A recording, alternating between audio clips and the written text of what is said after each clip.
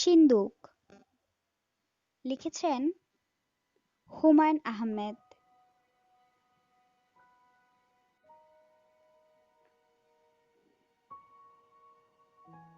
মিসির আলির ঘর অন্ধকার।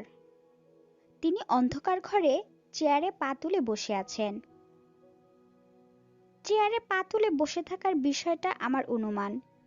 অন্ধকারের কারণে তাকে দেখতে পাচ্ছি না, তবে পা তুলে জুবুথুবু ভঙ্গিতে বসে থাকা তার অভ্যাস।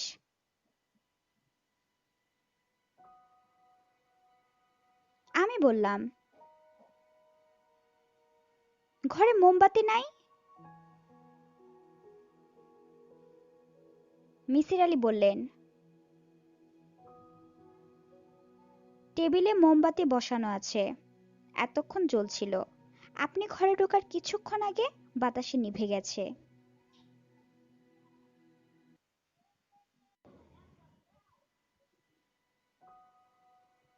আমি বললাম, মোমবাতি জ্বালাবো নাকি অন্ধকারে বসে থাকবেন? মিসির আলি বললেন, থাকি কিছুক্ষণ অন্ধকারে, আধারের রূপ দেখি। বিশেষ কিছু নিয়ে চিন্তা করছিলেন? মিসির আলি বললেন, আপনার কি ধারণা সারাক্ষণ আমি কিছু না কিছু নিয়ে চিন্তা করি? চিন্তার দোকান খুলে বসেছি। পকেটে দেয়াশালাই থাকলে মোমবাতি জ্বালান। একা একা অন্ধকারে বসে থাকা যায়, দুজন অন্ধকারে থাকা যায় না। কেন? দুজন হলেই মুখ দেখতে ইচ্ছা করে।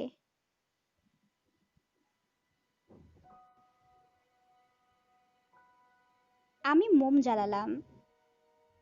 আমার অনুমান ঠিক হয়নি। মিসির আলি পা নামিয়ে বসে আছেন। তাকে সুখী সুখী লাগছে। বিয়ে বাড়ির খাবার খাওয়ার পর পান মুখে দিয়ে একটা সিগারেট ধরালে চেহারায় যে সুখী সুখী ভাব আসে, সেরকম।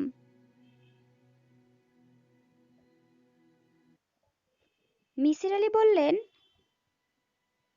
বিশেষ কোনো কাজে এসেছেন নাকি গল্পগুজব? গল্পগুজব।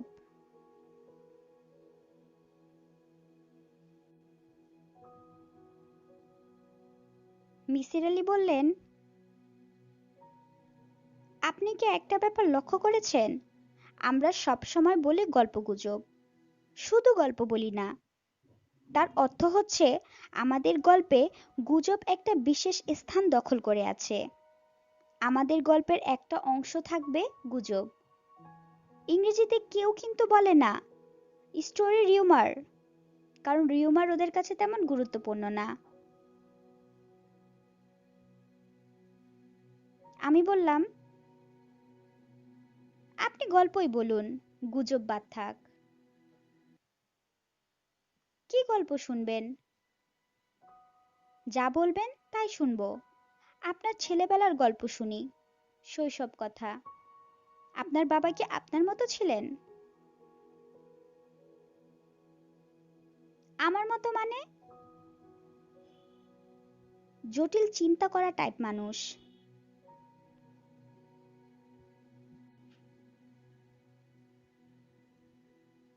আমার বাবা নিতান্তই আলাভোলা ধরনের মানুষ ছিলেন। তার প্রিয় শব্দ হলো আশ্চর্য। কোনো কারণ ছাড়াই তার বিস্মিত হবার ক্ষমতা ছিল। উদাহরণ দেব? দিন।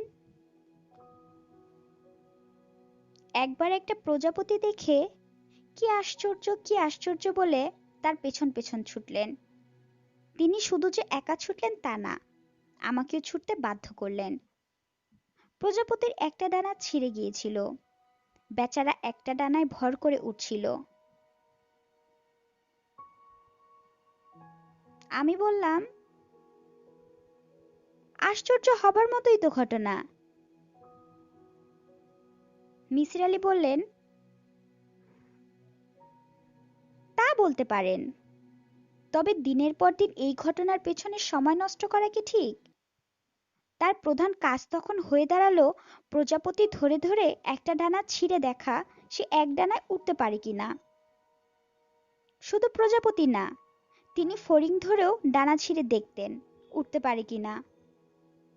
বাবার এই কাজগুলো আমার একেবারেই পছন্দ হতো না। কৌতূহল মেটানোর জন্য তুচ্ছ পতঙ্গকে কষ্ট দেওয়ার কোনো মানেই হয় না।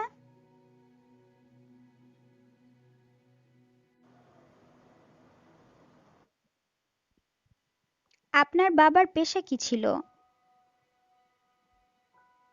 উনি মাদ্রাসার শিক্ষক ছিলেন, উলাপার শিক্ষক। যদিও আমাকে তিনি মাদ্রাসায় পড়তে দেননি। তিনি লম্বা জুব্বা পরতেন, জুব্বার রং সবুজ, কারণ নবীজি সবুজ রঙের জুব্বা পরতেন। বাবার ঝোঁক ছিল সত্য কথা বলার দিকে। তার একটাই উপদেশ ছিল, সত্যি বলতে হবে। তাকে খুব অল্প বয়সে সত্যি বিষয়ে আটকে ফেলেছিলাম। শুনবেন সেই গল্প? বলুন, শুনি।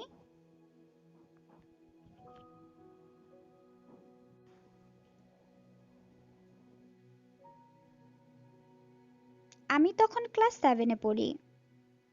বাবা মাগরিবের নামাজ শেষ করে জায়নামাজে বসে আছেন।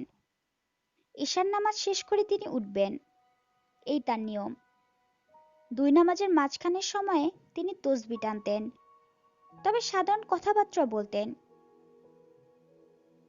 সেদিন ইশারায় আমাকে জায়নামাজের একপাশে বসতে বললেন।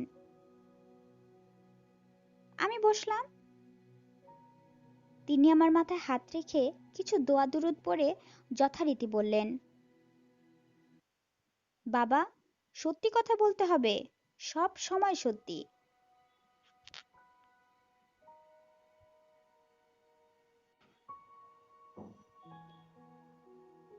আমি বললাম, আচ্ছা বাবা, মনে করো তুমি একটা নৌকায় বসে আছো, নদীর ঘাটে নৌকা বাঁধা। তখন একটা মেয়ে দৌড়ে এসে তোমার নৌকার পাটাতনে লুকিয়ে পড়ল। তাকে কিছু দুষ্ট লোক তাড়া করছে। মেয়েটি লুকানোর কিছুক্ষণ পর ডাকাত দল এসে পড়ল। তারা তোমাকে বলল, একটা মেয়েকে আমরা খুঁজছি, তাকে কোনো দিকে যেতে দেখেছেন? তার উত্তরে তুমি কি সত্যি কথা বলবে?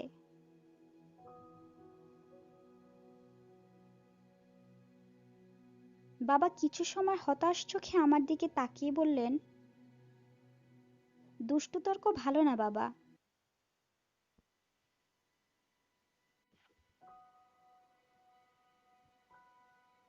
মোমবাতি আবার নিভে গেছে। মিসির আলি বাতি জ্বালালেন। আমি বললাম, আপনার তর্কবিদ্যার সেটাই কি শুরু? মিসির আলি বললেন,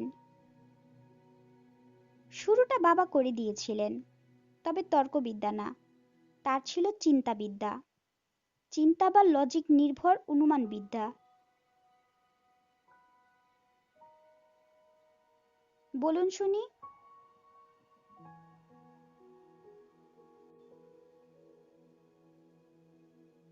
মিসির আলি বললেন, বাবার আমার প্রতি বিশেষ দুর্বলতা ছিল। 2 বছর বয়সে আমার মা মারা গেছেন। মার স্নেহ পাইনি, এ নিয়ে তার মনে কষ্ট ছিল। তিনি আমাকে আনন্দ দেবার জন্য নানান খেলা খেলতেন। প্রধান খেলা ছিল টিনের কৌটায় কিছু মার্বেল ঢুকিয়ে ঝাঁকানো। ঝাঁকানোর পরে বলতেন, বাবা বলো মার্বেল কয়টা? বলতে পারলে লজেন্স। আমি যে কোনো একটা সংখ্যা বলতাম। কৌটা খুলে দেখা যেত সংখ্যা ঠিক হয়নি। বাবা বলতেন, যা মনে আসে তাই হুট করে বলবা না, কিছু চিন্তা করে অনুমানে যাবা। যদি একটা মার্বেল থাকে, সেই মার্বেল টিনের গায়ে শব্দ করবে। দুটা মার্বেল থাকলে টিনের গায়ে শব্দ হবে, আবার মার্বেলে মার্বেলে ঠুকাঠুকি হয়ে আরেক ধরনের শব্দ হবে। তিনটা মার্বেল থাকলে 3 রকমের শব্দ। মূল বিষয় হলো শব্দ নিয়ে চিন্তা। মানুষ এবং পশুর মধ্যে একটাই প্রভেদ, মানুষ চিন্তা করতে পারে, পশু পারে না।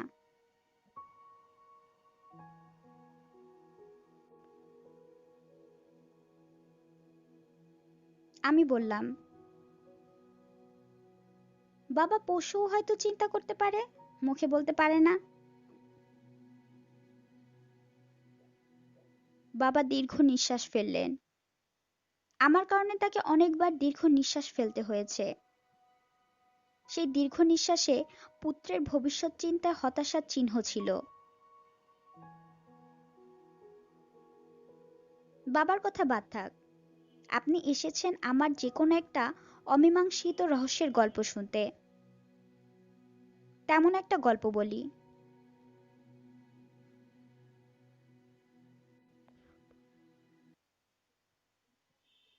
আমি বললাম, আপনার বাবার গল্প শুনতে ভালো লাগছে, বাবার গল্পই বলুন। মার্বেলের শব্দ নিয়ে তার খেলাটা তো শুনতে খুবই ভালো লাগলো। কোনো বাবা তার সন্তানকে নিয়ে এই ধরনের খেলা খেলেন বলে মনে হয় না।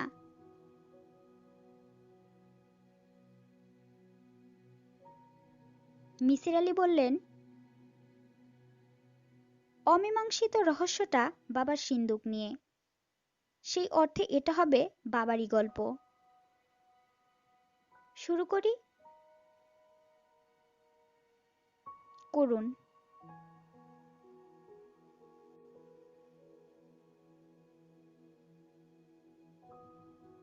বাবার একটা সিন্দুক ছিল, বিশাল সিন্দুক, লোহা কাঠের তৈরি। লোহা কাঠ কি বস্তু আমি জানি না। বাবা বলতেন, লোহা কাঠ হচ্ছে সেই কাঠ যেখানে লোহার পেরেক ঢোকে না। আমার নিজের ধারণা সিন্দুকটা ছিল সিজন করা বার্মাটিকের। সিন্দুকের গায়ে পিতলের লতাপাতার নকশা ছিল। সিন্দুকের চাবি ছিল দুটা, একটা চাবি প্রায় ৮ ফুট লম্বা, দুটা চাবি রূপার তৈরি। চাবি দুটো সবসময় বাবার কোমরের খুনশির সঙ্গে বাঁধা থাকত। গোসলের সময়ও তিনি চাবি খুলতেন না।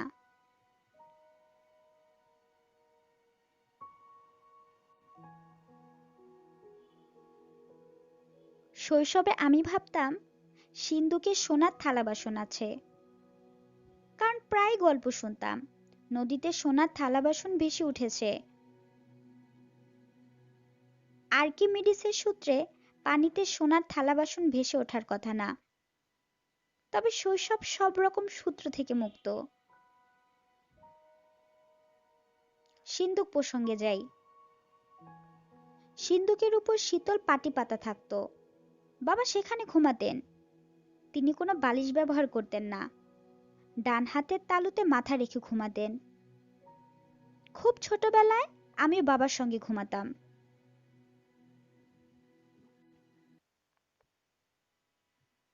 একটু বড় হবার পর বিছানায় চলে আসি, কারণ দুজনে চাপাচাপি হতো। বাবা রাতে যে খুব ঘুমাতেন তা না, এবাদত বন্দিগি করেই রাত পার করতেন। রাতে ঘরে সবসময় হারিকেন জ্বলতো, বাবা অন্ধকার ভয় পেতেন। এক রাতের কথা বললেই বুঝতে পারবেন। হঠাৎ ঘুম ভেঙেছে, ঘর অন্ধকার, জানালা দিয়ে সামান্য চাঁদের আলো আসছে। বাবা আমাকে জড়িয়ে ধরে আছেন, সামান্য কাঁপছেন। আমি বললাম, বাবা কি হয়েছে? বাবা বললেন, সর্বনাশ হয়েছে রে বেটা, হারিকেন নিভে গেছে, কেরোসিন শেষ, আগে খেয়াল করি নাই। আমি বললাম, মোমবাতি তো আছে।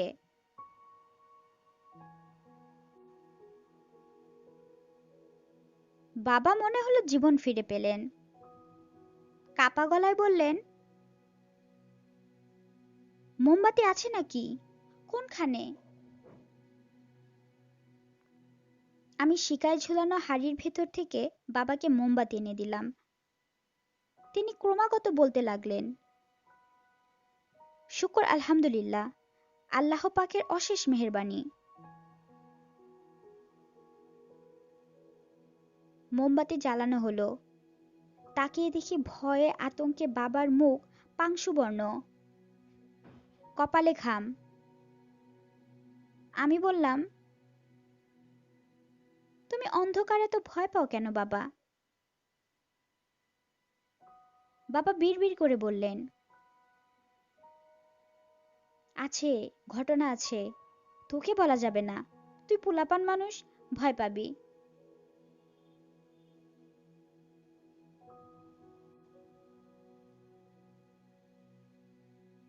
এই সময় আমাদের ঘরের পেছন দিয়ে ধূপধাপ শব্দ হতে শুরু করলো। আমি বললাম, শব্দ কিসের বাবা? বাবা বললেন, খারাপ জিনিস হাঁটাচলা করতেছে। তিনি ক্রমাগত আয়াতুল কুরসি পড়ে আমার গায়ে ফু দিতে লাগলেন। আপনার বয়স তখন কত? ক্লাস 5-এ পড়ি। 9-10 বছর বয়স হবে। ঘটনাটা মন দিয়ে শুনুন। বাবা আমাকে জড়িয়ে ধরে ভয়ে থরথর করে কাঁপছেন। ধূপধাপ শব্দ হচ্ছে। এক নাগাড়ে না, মাঝে মাঝে থামছে, আবার শুরু হচ্ছে। আমি বললাম, বাবা, কেউ ধান ঢেকিতে কুটছে। ঢেকির শব্দ। বাবা বললেন, গাধার মতো কথা বলবি না, আমার বাড়ির পেছন কি ঢেকি ঘর? আমি বললাম, শব্দ দূরে হচ্ছে, রাতের কারণে শব্দ কাছে মনে হচ্ছে। বাবা বললেন, এত রাতে কে ঢেকিতে পার দিবে?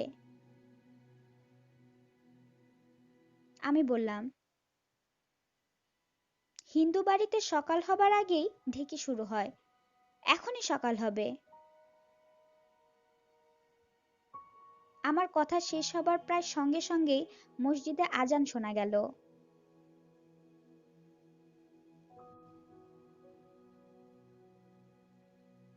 বাবা আমার মাথায় হাত রেখে বললেন, মাশাল্লাহ মাশাল্লাহ, আল্লাহ পাক তোর মাথায় বুদ্ধি দিয়েছেন।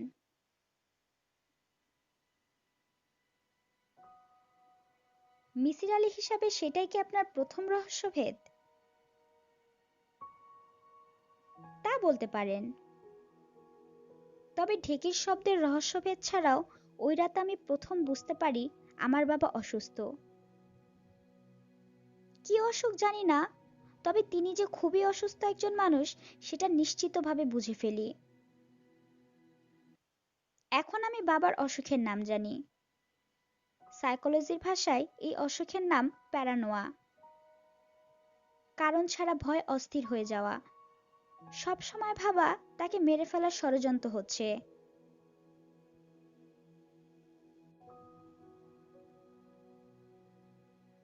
বাবা মাদ্রাসার চাকরি ছেড়ে দিলেন, কারণ মাদ্রাসায় যেতে হলে সেনবাড়ির ভিটার উপর দিয়ে যেতে হয়।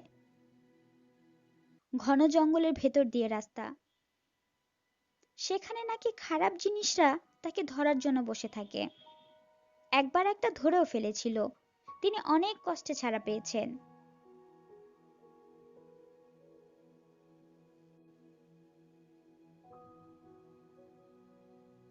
বাবার বিপর্যস্ত মানসিক অবস্থার একটি গল্প শুনুন। তিনি একবার বাড়িতে মাদ্রাসার এক তালেবুন আলেমকে নিয়ে এলেন। আমাকে কানে কানে বললেন,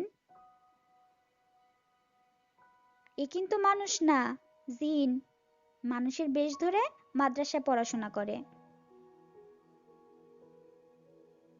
আমি বললাম, কিভাবে বুঝলে? বাবা বললেন, সবাই জানে, একবার সে মাদ্রাসার হোস্টেলে তার ঘরে শুয়ে আছে। তার একটা বই দরকার। বইটা অনেক দূরে টেবিলের উপর। সে বিছানা থেকে না উঠে হাতটা লম্বা করে টেবিল থেকে বই নিল। কে দেখেছে? তার রুমমেট দেখেছে, সেই সবাইকে বলেছে। জিনটার নাম কি? কালাম, পড়াশোনায় তুখোড় ছাত্র। জিন কালাম দুপুরে আমাদের সঙ্গে কই মাছ খেলো এবং গলায় কই মাছের কাঁটা ফুটিয়ে অস্থির হয়ে পড়ল। আমি বাবাকে বললাম, বাবা, সে জিন, তার গলায় কাঁটা ফুটবে কেন? বাবা বললেন, মানুষের বেশ ধরে আছে তো, এই জন্য ফুটেছে।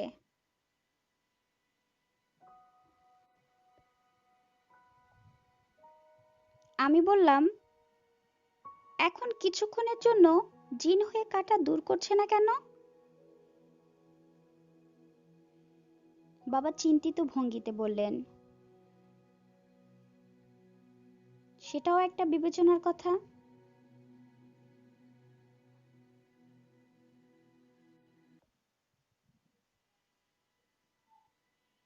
মাদ্রাসার চাকরি ছেড়ে বাবা দিনরাত ঘরেই থাকেন।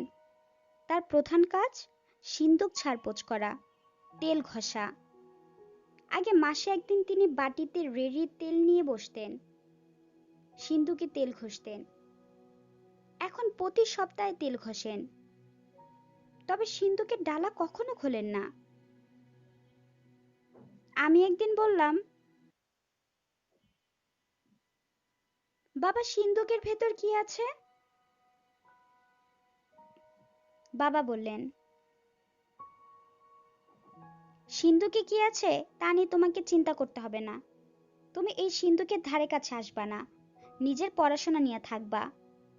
ক্লাস 5-এ বৃত্তি পরীক্ষা আছে, বৃত্তি যেন পাও সেই চেষ্টা নাও।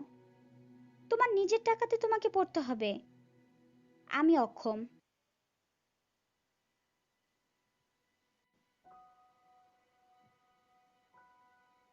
প্রায় দেখতাম বাবা সিন্দুকের গায়ে কান লাগিয়ে বসে আছেন, যেন সিন্দুকের ভেতর কিছু হচ্ছে, তিনি তার আওয়াজ পাচ্ছেন। এই অবস্থা আমাকে দেখলে তিনি খুব লজ্জা পেতেন।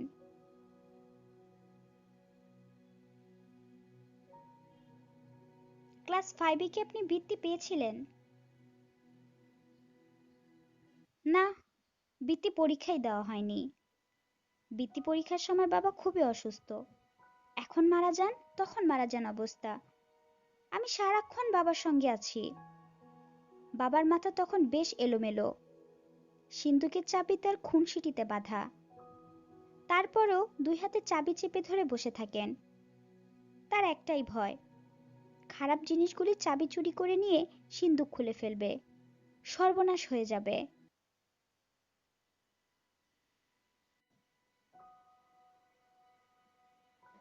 এক রাতের কথা, বাবার জ্বর খুব বেড়েছে। তিনি সিন্দুকের উপর ঝিম ধরে বসে আছেন। হঠাৎ আমাকে ডাকলেন। আমি তার কাছে গেলাম। বাবা বললেন,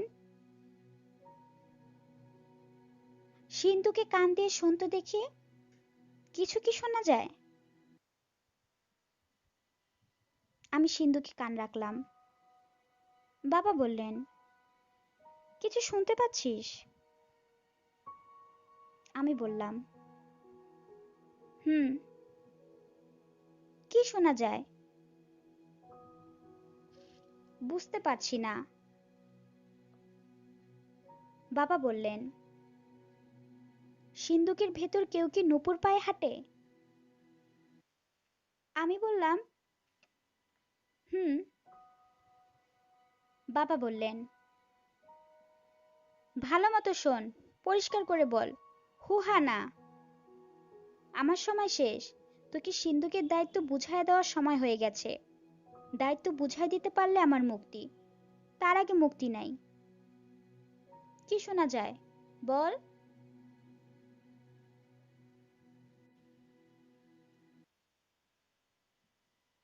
আমি বললাম, নূপুর পায়ে সিন্ধুকের ভেতর কেউ হাঁটছে, থেমে থেমে হাঁটে। বাবা বললেন, এখন বুঝতে পারছিস কেন সিন্ধুকে কান দিয়ে থাকি? বুঝতে পারছি।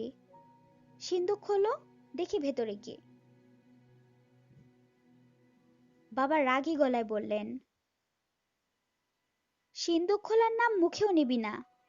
আমার বাপজান মৃত্যুর সময় সিন্ধুকের দায়িত্ব আমার কাছে দিয়ে গিয়েছিলেন। বলেছেন কখনো যেন সিন্ধুক না খুলি। আমি খুলি নাই, তুইও খুলবি না। সিন্ধুকের চাবি সারা জীবন সঙ্গে রাখবি।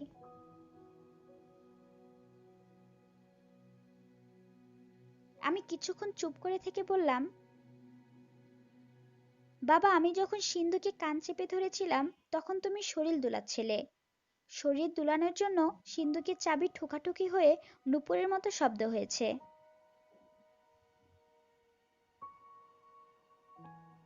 বাবা বললেন, হ্যাঁ ঠিক আছে, তোর বুদ্ধি মাশাআল্লাহ খুবই ভালো। আমার মৃত্যুর পর সিন্ধুকে কান চেপে ধরবি, যখনই সময় পাবি তখনই ধরবি। নানান ধরনের শব্দ শুনবি, কিশোরী মেয়ে মানুষের গলা, মেয়ে মানুষের হাসি। প্রশ্ন করলে মাঝে মাঝে জবাব পাবি। শুধু একটাই কথা, সিন্ধুক খুলবি না।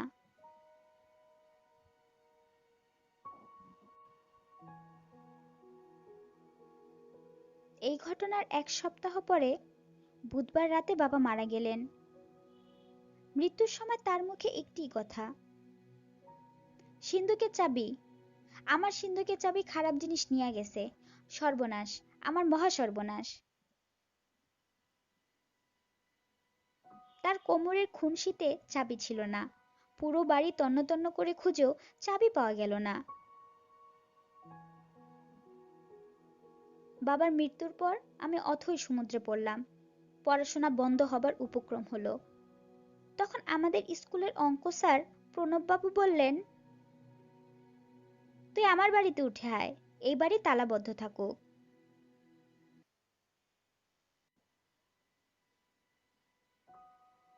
আমি স্যারের বাসায় উঠলাম। স্যারের স্ত্রীর নাম দুর্গা। তিনি আমাকে বললেন, তুই আমার ঠাকুর ঘরে কখনো ঢুকবি না। পানি বলবি না, বলবি জল, তাহলেই হবে। এখন আয়, আমাকে প্রণাম কর। পায়ে হাত না দিয়ে প্রণাম কর। স্নান করে এসেছি, ঠাকুর ঘরে ঢুকবো। আমি কদম বসি করার মতো করলাম। তিনি বললেন, মুসলমানের ছেলে, প্রণামের ঢং দেখো। প্রথম দিন মহিলার কথায় আহত হয়েছিলাম। কয়েকদিনের মধ্যেই বুঝলাম এই পৃথিবীতে 5 জন ভালো মানুষের মধ্যে তিনি একজন। তিনি কখনো বলেননি আমাকে মা ডাক, কিন্তু আমি তাকে মা ডাকতাম। তিনি আমাকে ডাকতেন মিশ্রি। তার মৃত্যুর পর আমি মুখাগ্নি করি, কারণ তিনি বলে গিয়েছিলেন,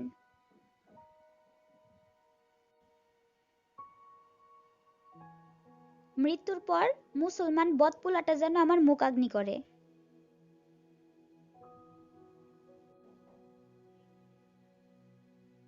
তাদের পরিবার কঠিন নিরামিষাশী ছিল।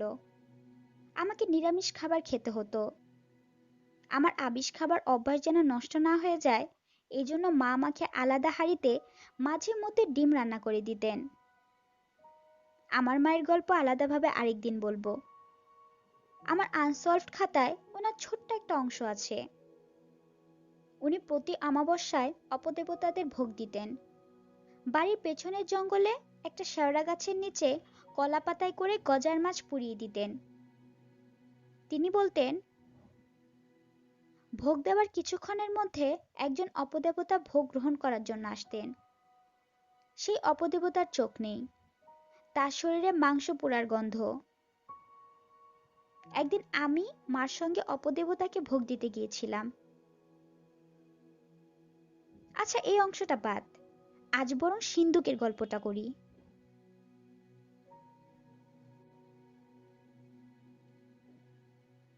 আমি স্কুল ছুটির দিনে নিজের বসত বাড়িতে যেতাম। বাড়ি তালাবদ্ধ থাকতো। তালা খুলে ঘর ঝাড় দিতাম। এবং বেশ কিছু সময় সিন্দুকে কান লাগিয়ে বসে থাকতাম। সিন্দুকের ভেতর থেকে কোনো আওয়াজ আসতো না। আসবে না জানতাম, তারপরও অভ্যাস বশে কান লাগিয়ে বসা। একদিনের কথা, সিন্দুকে কান লাগিয়ে বসে আছি। হঠাৎ শুনলাম রিনরিনে মেয়েদের গলায় কেউ একজন বলল, এই এই আমি আমি এই। আতঙ্কে আমার শরীর প্রায় জমে গেল। আমি ছিটকে দূরে সরে গেলাম। মনে হচ্ছে সিন্দুকটা সামান্য নড়ছে। কেউ একজন প্রাণপণ চেষ্টা করছে ভেতর থেকে সিন্দুকের ডালা খোলার। কেউ একজন বন্দী হয়ে আছে, বের হবার চেষ্টা করছে।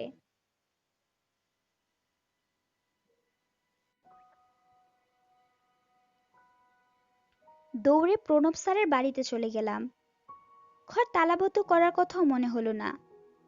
সেদিন এতই ভয় পেয়েছিলাম যে রাতে জ্বর এসে গিয়েছিল। জ্বরের ঘরে কানের কাছে সারাক্ষণ কেউ একজন বলছিল, এই এই আমি এই।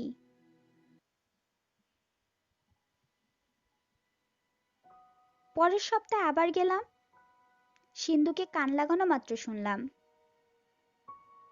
এই এই। আমি বললাম, আপনি কে? উত্তরে শুনলাম, আমি আমি আপনার নাম কি? আমি আমি। সিন্ধুকের ভেতর কিভাবে ঢুকলেন? উত্তরে সেই পুরনো শব্দ, আমি আমি আমি। তবে শব্দ স্পষ্ট।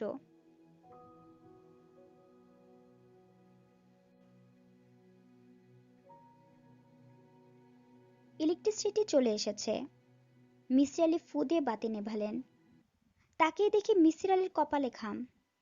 তিনি এখনো গল্পের ভেতর আছেন, যেন চোখের সামনে সিন্দুক দেখছেন। আমি বললাম, মিসির আলি সাহেব, ভাই এটা কি কোনো অডিটরি হ্যালুসিনেশন হতে পারে? হ্যাঁ, হতে পারে। সিন্দুক নিয়ে আমার কিশোর মনে প্রবল কৌতূহল থেকে ঘোর তৈরি হতে পারে। তবে ঘোর ছিল না। কিভাবে বুঝলেন ঘোর ছিল না? আমি আমার মাকে, অর্থাৎ প্রণব স্যারের স্ত্রীকে বাড়িতে এনেছিলাম। তাকে বললাম সিন্ধুকে কান রাখতে, তিনি কিছু শুনেন কিনা। তিনি কান রাখলেন এবং অবাক হয়ে বললেন, বাচ্চা একটা মেয়ে বলছে আমি আমি। ঘটনাটা কি রে? আমি বললাম, জানি না। মা বললেন, এর চাবি কই? চাবি আন, সিন্দুক খুলবো। আমি বললাম, চাবি নাই, চাবি হারিয়ে গেছে। মা বললেন, আমার ধারণা সিন্ধুকে অনেক ধনরত্ন আছে। ধনরত্ন পাহারা দেবার জন্য বাচ্চা কোনো মেয়েকে সিন্ধুকের ভেতর ঢুকিয়ে তালাবদ্ধ করে দেওয়া হয়েছে। মেয়েটাকে জখ করা হয়েছে। আগেকার মানুষের বিশ্বাস ছিল যখ ধনরত্ন পাহারা দেয়। মিস্ত্রি দিয়ে সিন্ধুক খোলা দরকার, কিন্তু সেটা ঠিক হবে না। ঠিক হবে না কেন? চারদিকে জানাজানি হবে, সিন্ধুক খুলতে হবে গোপনে।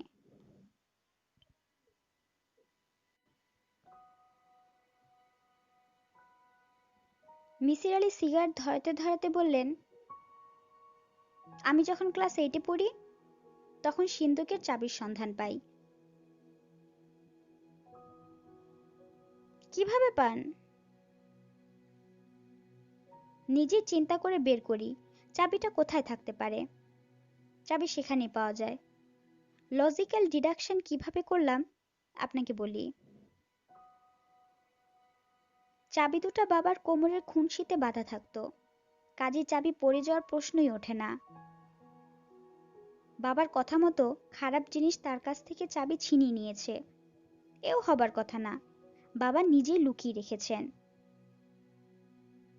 তার শরীর তখন খুবই খারাপ ছিল, কাজে দূরে কোথাও লুকাবেন না, বাড়ির ভেতর বা বাড়ির আশেপাশে লুকাবেন। মাটি খুঁড়ে কোথাও লুকাবেন না, মাটি খোঁড়ার সামর্থ্য তার ছিল না, আর খোঁড়াখুড়ি করলেই লোকজনের দৃষ্টি আকর্ষণ করবে।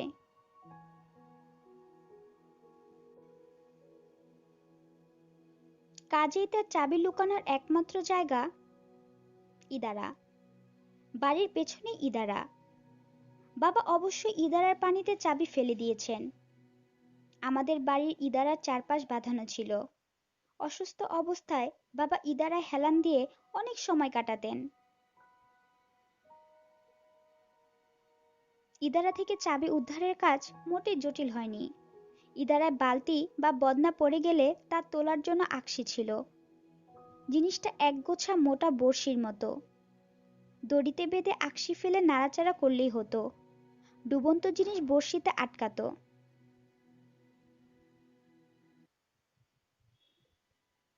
আপনি চাবি পেয়ে গেলেন?